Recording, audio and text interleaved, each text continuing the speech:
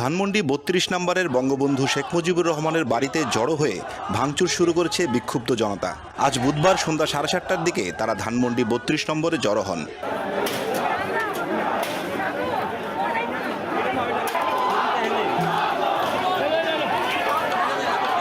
8টা 5 মিনিটে জনতারা ধানমন্ডি ৩২ নম্বরের বাড়িতে ঢুকে যায় এবং ভাঙচুর শুরু করে।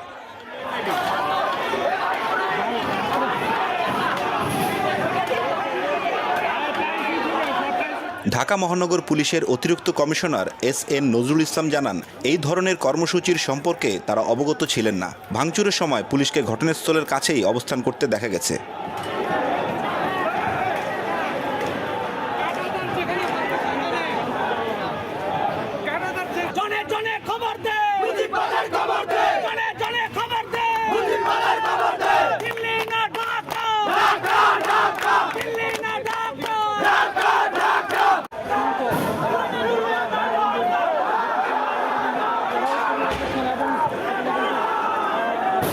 ভেঙে দেওয়ার কাছ থেকে